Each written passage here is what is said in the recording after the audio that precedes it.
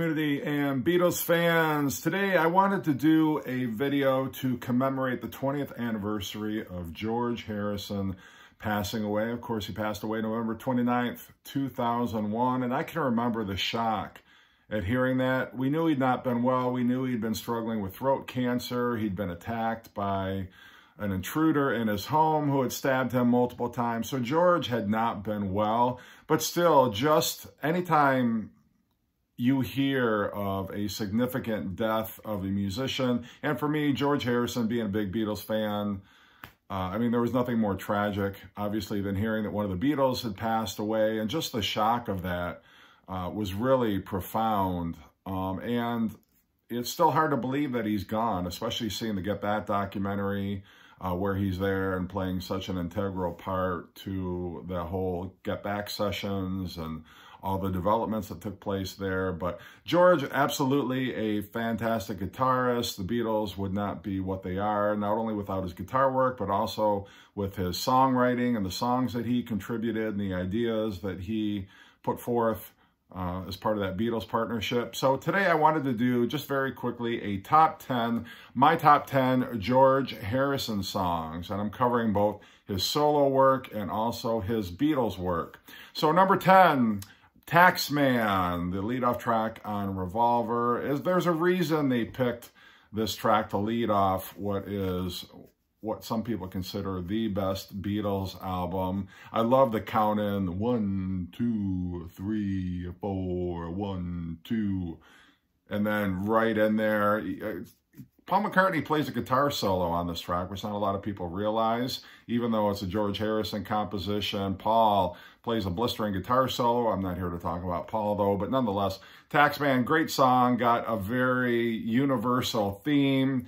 George railing against the fact that so much of his money that he was made was going to the Taxman. Just got biting lyrics, but also George's tongue-in-cheek sense of humor as well. Love that track, and it is a great rocker off of the Revolver album.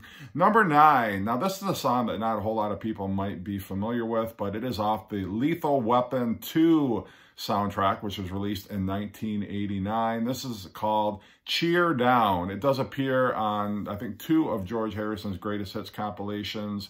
Most recently, the one, I think it was called Let It Down.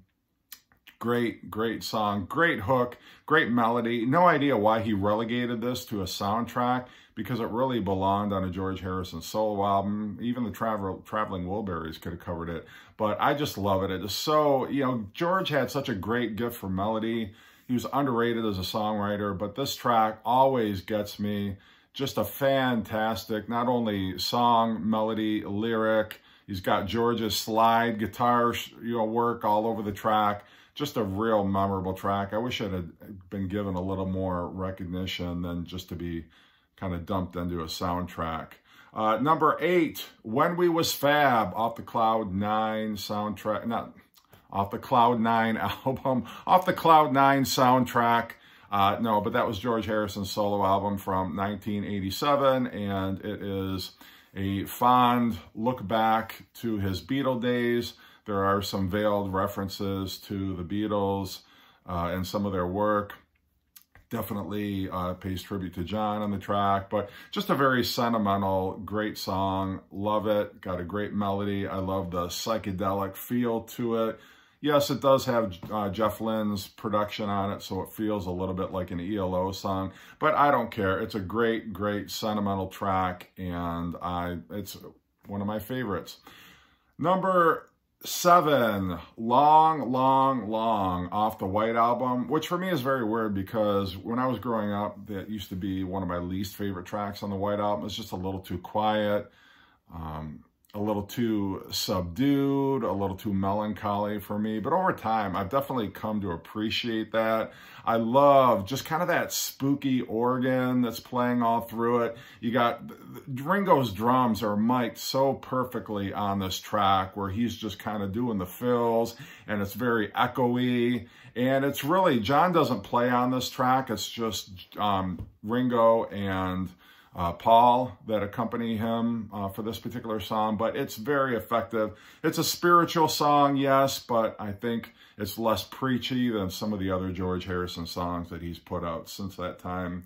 Number 6, a song that Frank Sinatra called the greatest love song of all time. Of course, I'm talking about Something off Abbey Road.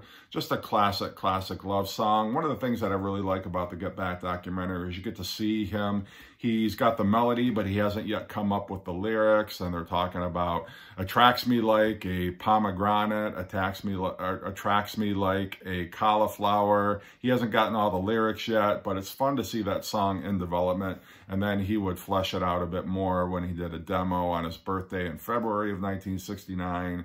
But a classic, classic track. Once he got the lyrics nailed down, it is one of the greatest love songs of all time.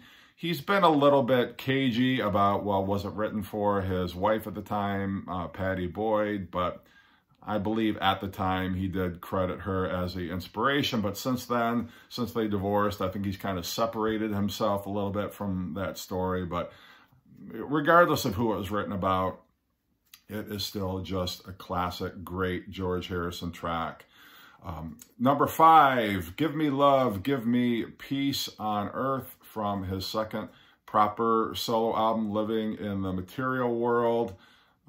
Again, great guitar hook, great lyrics, great song.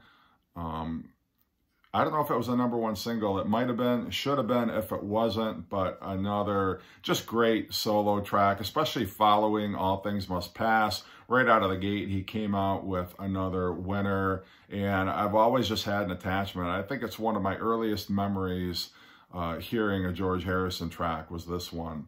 Number 4, going to the White Album again for While My Guitar Gently Weeps. Benefits from, of course, Eric Clapton on lead guitar, but the acoustic demo and the acoustic takes that he did very early on in the production or the White Album sessions, I think are every bit as powerful as the final version. It's a great lyric, although in some cases it's a little bit silly.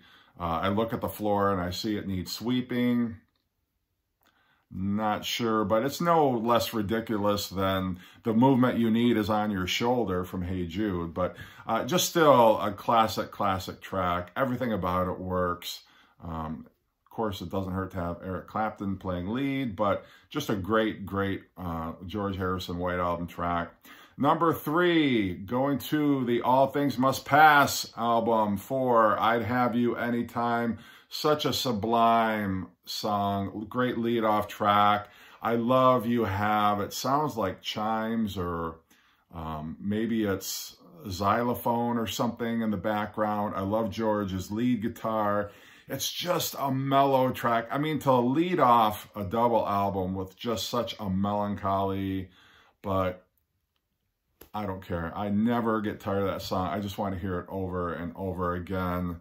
And it was co-written by Bob Dylan, one of my other favorite songwriters of all time. So it doesn't hurt to have Bob Dylan co-write a track with you, and it's just great all the way around. Love it.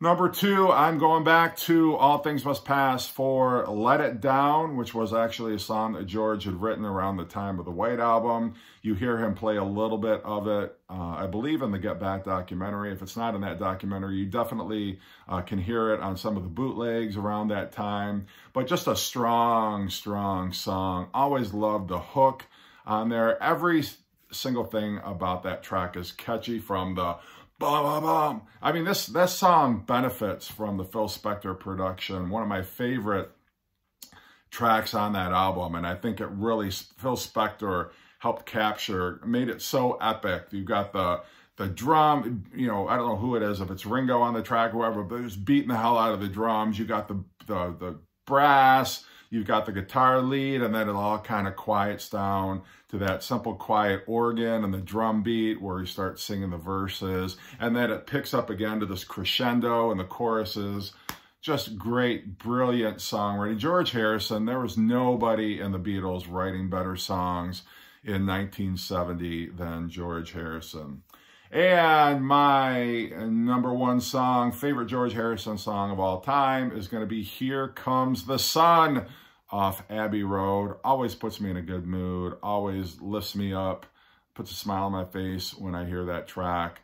Lead off track on side B of Abbey Road, but you know, damn, George Harrison could just put out a fantastic, it's almost like a, I don't know what I want to call it. I want to call it soft rock because it's not. I mean, it's, you know, but it's just a great breezy, kind of a acoustically based track.